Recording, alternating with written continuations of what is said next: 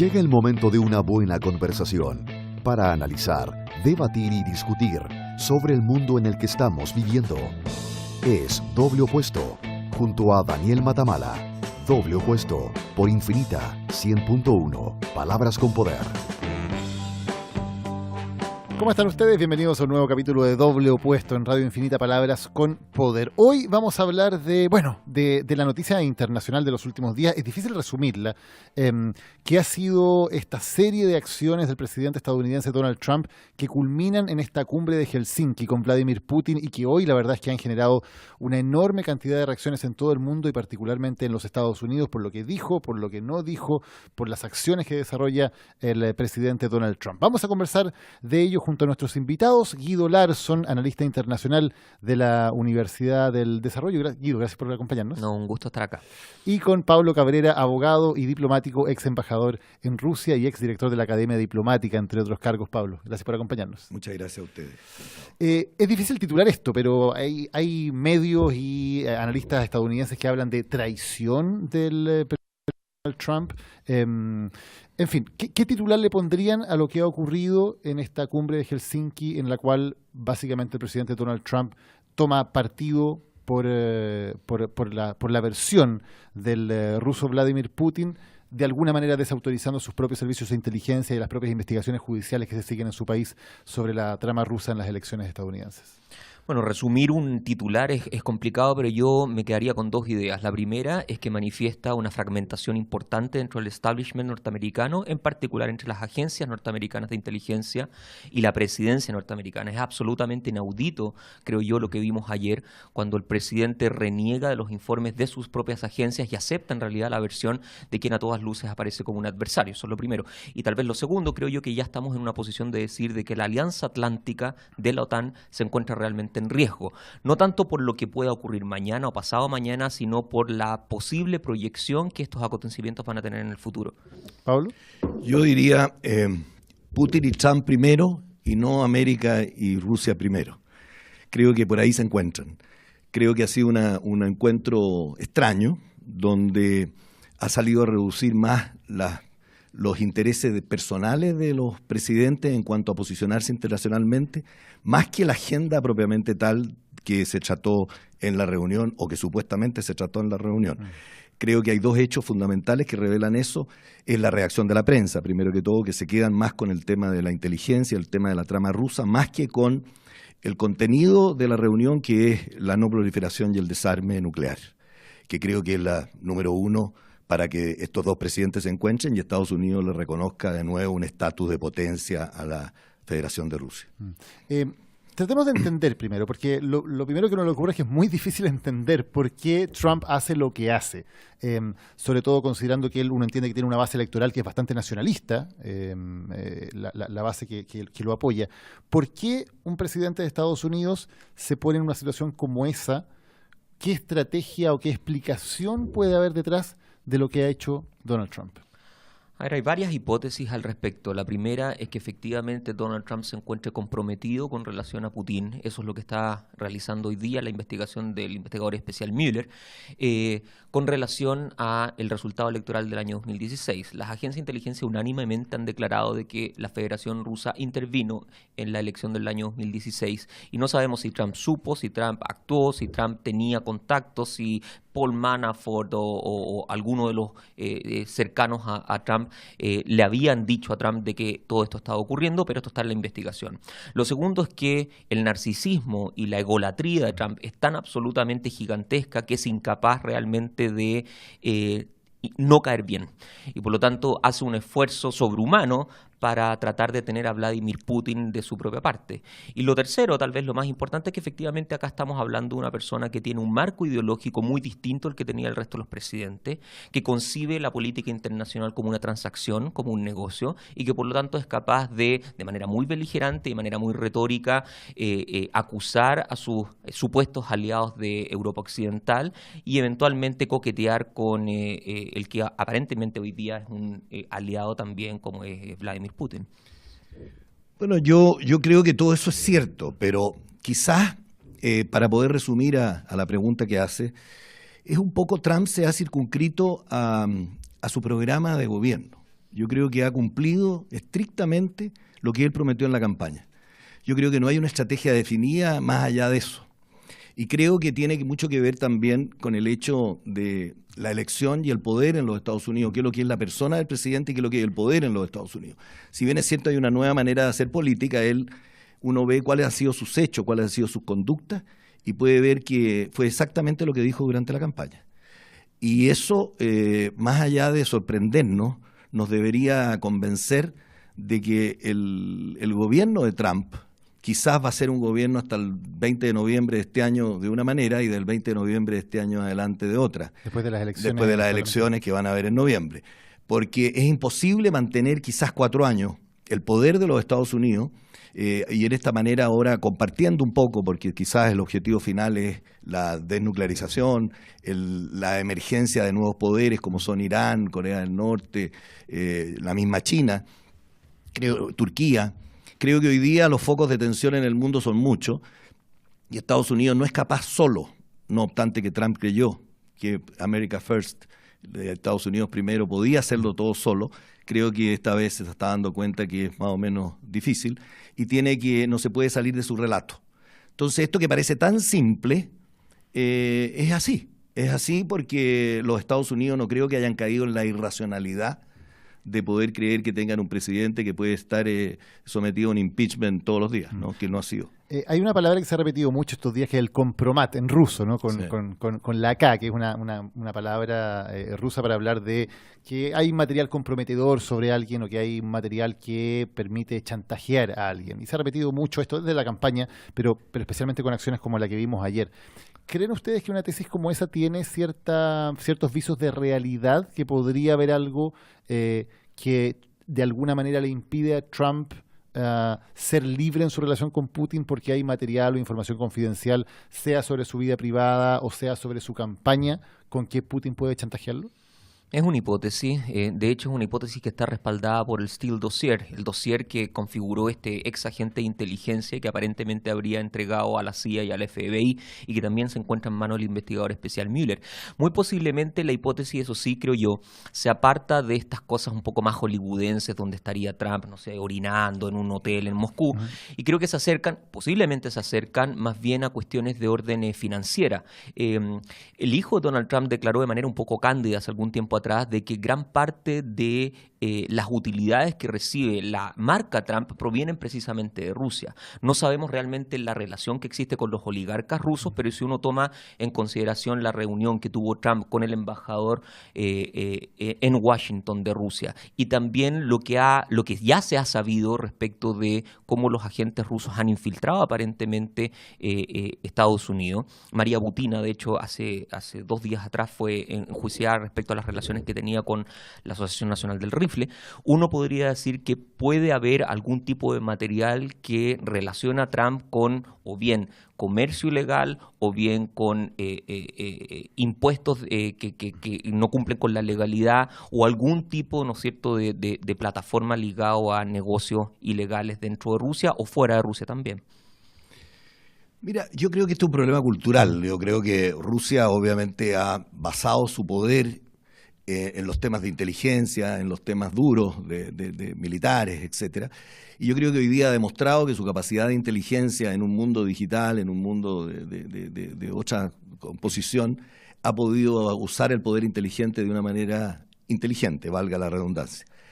Sobre tesis de información comprometida puede haber mucho, pero la inteligencia juega mucho a eso. Yo me acuerdo haber sido embajador en Rusia 4 años y no había un día donde no te dijeran no digas eso porque te pueden estar grabando o no digas esto porque te pueden estar filmando. Era una preocupación constante entre los diplomáticos. Constante, absoluta y siempre. Además, a mí me tocó vivir en el mundo con muro y sin muro. Yo fui jefe de misión en Rumanía por 3 años en la época del muro fuerte, ¿no? En la época de Ceausescu, donde era jefe de misión, pasaba el doble, lo mismo. O sea, con eso hay mucha historia, como dice, hay mucha mitología, etcétera.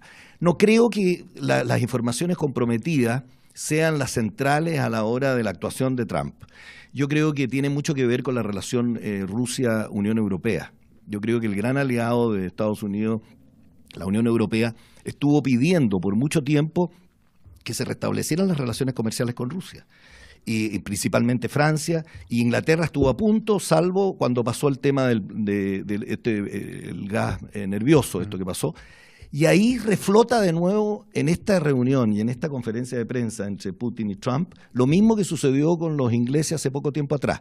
Y Putin reitera fuertemente de que ellos no son como Estado, no es como la Federación Rusa la que ha actuado de esa manera. Pueden ser agentes especiales que, al amparo o no, eso también es un poco de duda, si están al amparo del Estado o no al amparo del Estado, que eso también es un tema recurrente en política internacional vis-a-vis Rusia. Yo creo que es una buena salida, ¿no? Y creo que el Reino Unido, Gran Bretaña, obviamente actuó de esa manera, porque al final las relaciones se deterioraron, pero no al nivel de retirarse los embajadores o de que no hubiera relación comercial absolutamente, ¿no? Entonces yo creo que Trump hoy día tiene una relación muy deteriorada a Estados Unidos con Rusia. Rusia es un actor importante en el Medio Oriente, muy importante. Ayer lo dijeron en la conferencia de prensa, me llama la atención que no haya salido mucho en la prensa. El papel de Rusia en Israel, el papel de Rusia en Siria, el papel de Rusia en Irán. Creo que es tremendamente importante. No es la potencia que era en la Guerra Fría, pero es una potencia regional importante. Entonces, restablecer esta relación, donde Estados Unidos prácticamente de una embajada de 600 personas tiene una embajada de 80. No es la relación tradicional entre dos países. Entonces creo que hay mucho material detrás de la chimuchina o de las luces o de la farándula, donde pues, se puede encontrar material que podría responder a lo que es verdaderamente esta necesaria reunión, que tiene algo que ver con la reunión que tuvo Trump con Corea del Norte, que siempre quedó en la duda qué conversaron, ¿no? Y no cabe duda que esto es un inicio de conversación. Es un reinicio, como han sido siempre las relaciones entre Estados Unidos y Rusia, y particularmente entre los republicanos y Rusia. Por eso no descarto tampoco esto, lo que contesta Putin, ¿no? Los republicanos siempre han tenido una mejor relación con el poder que los demócratas. Y siempre han tenido una mejor relación con Rusia. A los rusos siempre les ha gustado más a los republicanos entenderse con ellos que con los demócratas, que pareciera ser los solidarios del mundo, los que tienen amigos, alianzas en todas partes, y no que tratan de poder a poder. Lo de ayer creo que de alguna manera reposiciona a Putin como un líder importante en la agenda internacional, más allá de todas estas dificultades que puedan ser de acusaciones recíprocas sobre la participación de Rusia o de la Federación de Rusia en la elección de Trump, que nunca lo va a reconocer de partida, porque si hay una cosa muy fuerte con los demócratas y con Obama, con el gobierno de Obama, como para decir, sí, fíjese, le reconozco que ustedes determinaron mi elección. Vamos a hacer una pausa y ya volvemos. Esto es Doble Opuesto aquí en Radio Infinita. Noches con opinión. Daniel Matamala y sus invitados te acompañan de lunes a viernes en Doble Opuesto por Infinita 100.1, Palabras con Poder. Estamos en Doble Opuesto de Radio Infinita conversando con Guido Larsson y con Pablo Cabrera sobre los resultados de esta cumbre de Helsinki entre Vladimir Putin y Donald Trump. Quería plantear el tema de cómo se está manejando Trump, porque lo que muchos medios de prensa dicen y lo que muchos informan es que Trump actuó de una manera muy distinta a lo que le había recomendado su círculo de asesores, su consejero de Seguridad Nacional, su secretario de Estado. ¿Hay una política de Estado en lo que hace Trump o es una política personal contra los intereses de Estado de Estados Unidos en temas como, por ejemplo, su relación con la Unión Europea, las críticas que hace la primera ministra del Reino Unido cuando visita ese país y ahora su respaldo de alguna manera a la versión de Vladimir Putin contra las versiones de la comunidad de inteligencia estadounidense?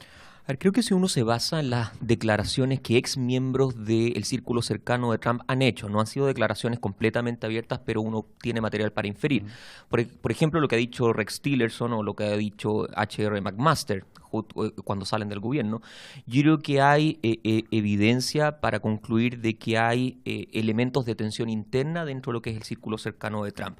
Trump parece tener cierta forma y cierto contenido que difiere de lo que ha sido la práctica histórica en la diplomacia diplomacia norteamericana y también de, obviamente, individuos que son muy importantes y que debieran ser escuchados por el propio presidente. Entonces, con relación a la pregunta, yo creo que sí, yo creo que no hay realmente una política de consenso con relación a cómo enfrentar las relaciones internacionales en Estados Unidos. Hay mucho de tira y afloja dentro del círculo cercano, no sabemos realmente bien la influencia directa que pueda tener Jared Kushner, por ejemplo, en el propio presidente. Y creo yo que efectivamente lo que dice Trump, la manera en que lo hace, el contenido que le entrega a su mensaje diplomático es criticado indirecta y directamente por no solamente su círculo cercano. Hoy día estamos escuchando a los propios republicanos también tratando de criticar a Trump y tratando de poner cierta cuota o de moderación o incluso de renegación de lo que ha hecho el presidente en Helsinki. Sí, en esa línea yo creo que obviamente hay algo de eso y bastante de eso a lo mejor. Pero yo lo pondría también desde una manera cómo se está haciendo la política internacional hoy día. Yo creo que estamos en un mundo donde la emotividad prima. Estamos en un mundo de redes sociales, estamos en un mundo de la economía de la atención, todos quieren estar presentes y a cualquier tiempo y en cualquier momento. Entonces, obviamente que el presidente Trump tiene una manera de aproximarse y seguramente el Departamento de Estado y el Congreso otra. Pero sí ayer hay un signo importante de cambio. Si uno oye la conferencia de prensa, se da cuenta que Trump por primera vez dice que la diplomacia tiene que actuar a partir de y eso no ha sido destacado. Y eso es muy importante porque el Departamento de Estado siempre ha estado en duda, de acuerdo al establishment, de si está influyendo o no, y se dice que una de las causales que Tillerson habría salido es por eso. Entonces, esa frase solamente de ayer, la frase del Twitter después en el avión, creo que revela que hay una suerte de que tiene que haber un seguimiento a esto. Y haber un seguimiento, obviamente tiene que entrar la racionalidad. Por eso yo hablaba al inicio de que es muy difícil pensar que los Estados Unidos entró en una irracionalidad cuando está jugando a ser la primera potencia del mundo todavía, está con una dificultad con China en temas de aranceles comerciales, cuando está puesto en duda todos los tratados internacionales que hizo el gobierno anterior, cuando hay un problema con la Unión Europea serio y cuando hay un tratado de proliferación nuclear que puede estar puesto en duda. Entonces creo que desde ahí están todos luchando por su cuota de poder en los Estados Unidos y quién es más influyente. El presidente Trump está usando la emotividad para dejar a los otros quizás la racionalidad. No creo que, no lo estoy poniendo como por encima, como que sea un genio, ¿no? Yo creo que es parte del cuento y es parte de lo que Estados Unidos quería jugar en un momento donde hay mucha distracción en lo que es central en la agenda internacional, porque los organismos internacionales están débiles.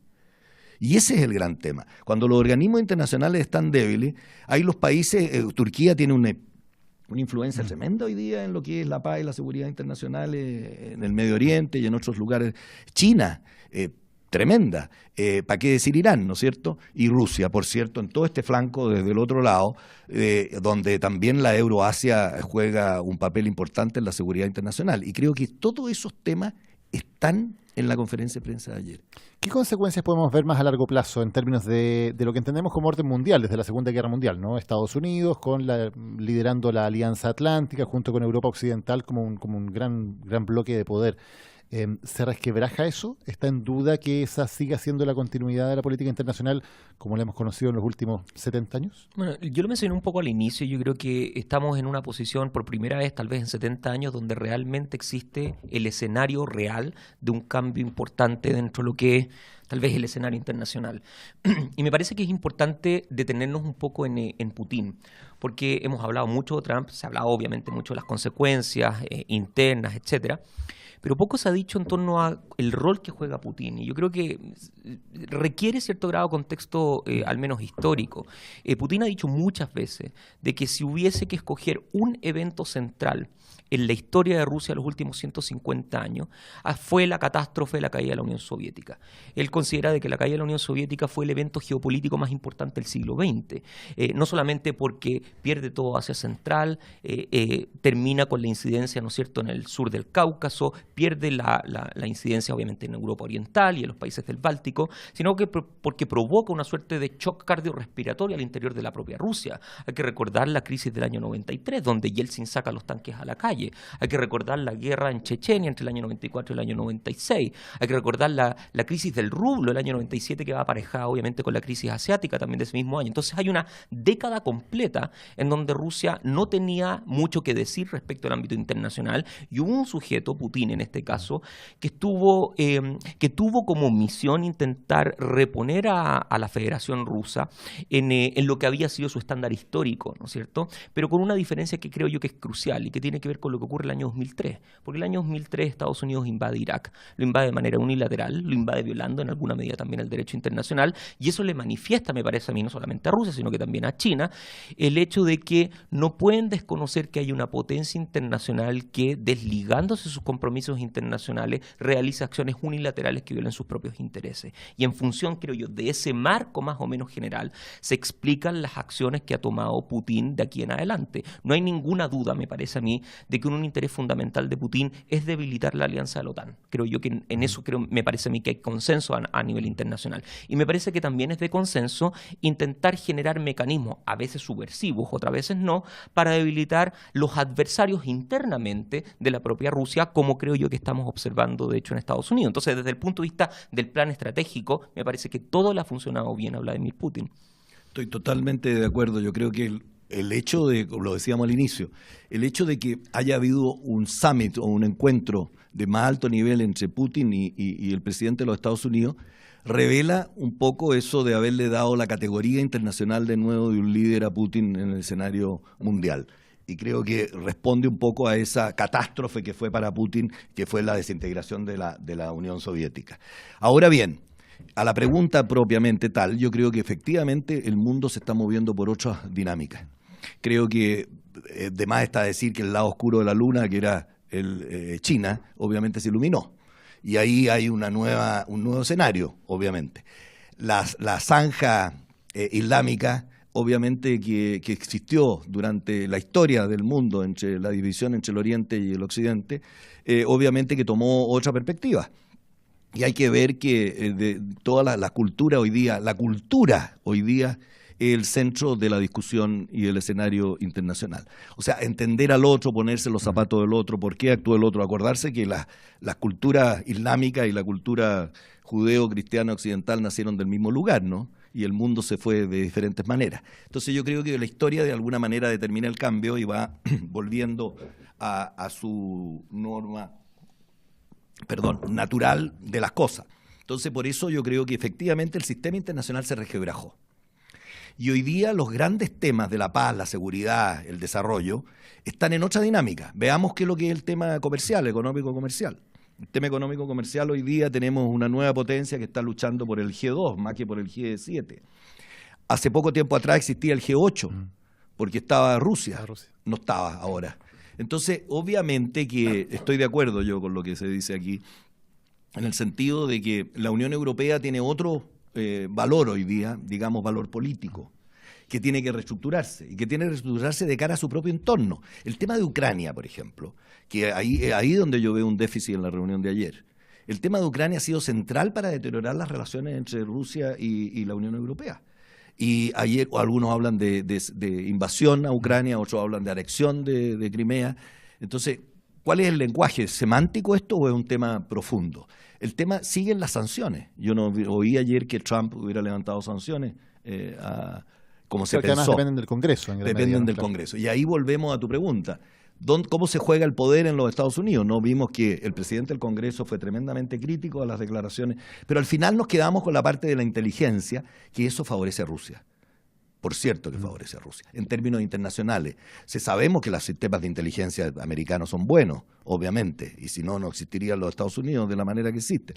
Pero obviamente que en términos hoy día de imagen internacional, la impronta de Rusia es mucho más de temas de inteligencia, de hackeos, de intervenciones. Entonces, en ese sentido creo que el sistema internacional, como muy bien dices tú, Daniel, no es el mismo que hace ni siquiera un año atrás. Claro, ahora uno entiende cómo esto beneficia a Rusia, ¿no? Es muy claro y muy evidente, está muy claramente explicado. ¿Cómo beneficia a Estados Unidos este cambio de paradigma? ¿O lo beneficia de alguna manera?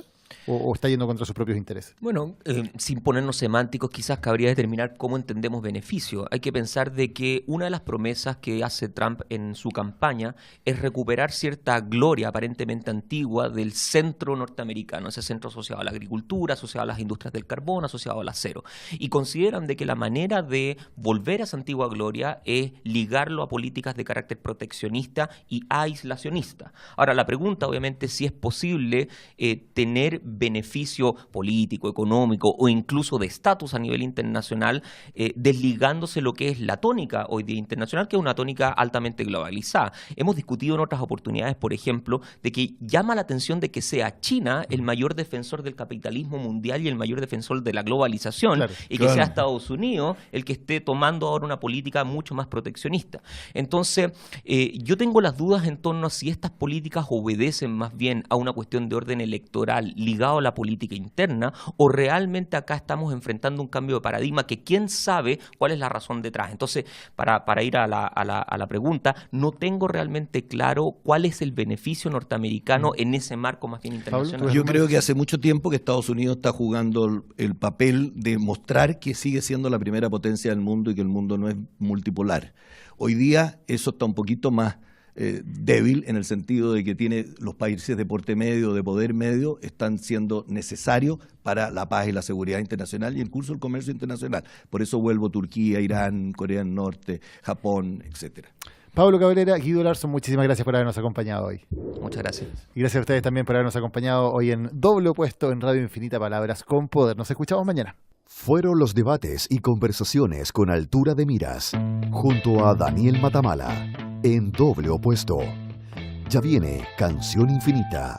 Sigue en la 100.1. Palabras con Poder.